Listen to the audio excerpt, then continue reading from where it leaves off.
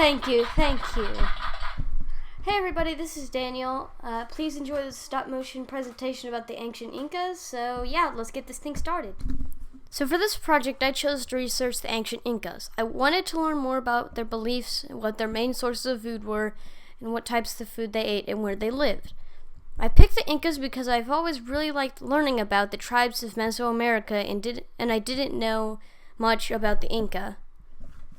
The ancient Incas were the largest, most powerful tribe in Mesoamerica from 1400 to 1533 CE. They ruled almost the entire west side of South America from Peru all the way down past Chile and Argentina for almost 100 years. That's a whole lot of conquering, people.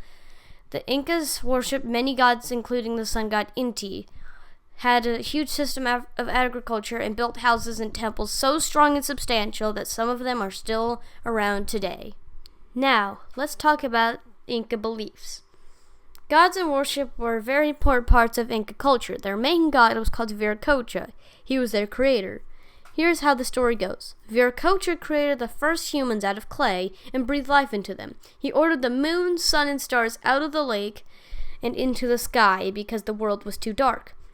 Viracocha got mad because the people were too wild, so he ordered Inti to send his two kids, Manako Capac and Aklo, to rule over the people and build a great city. The most powerful god was the sun god Inti. The Inca actually believed that they were direct descendants of Inti. That's why they were called the children of the sun. The Incas loved to party. They held tons of festivals to honor their gods and would even make animal sacrifices. They sacrificed guinea pigs and llamas to win favor of the gods for farming. Gross. Next, we're going to talk about food, glorious foods. The Incas controlled a huge empire that stretched over 2,500 miles. Archaeologists call this area the land of the four quarters because all of the different types of climate and terrain. The Incas had villages along the coast of South America, high in the Andes Mountains, tropical rainforests, and even had property in the desert. The perks to having so many different types of land was that they were able to grow different types of food. The Incas were mainly vegetarian. Their most common foods were maize, potatoes, coca, beans, peppers, tomatoes, and avocado. Every once in a while they would eat meat, and by meat I mean they would sometimes eat their llamas. They would sometimes eat fish, duck, and guinea pig, but only on special occasions. The Incas were great farmers. They used simple tools like the hoe, foot plow, and clod breaker to cultivate their crops. They were really great at transforming all different types of land into rich farmlands. Fun fact, the Incas fertilized their soil with dried llama dung. Llama dung. Poop, people.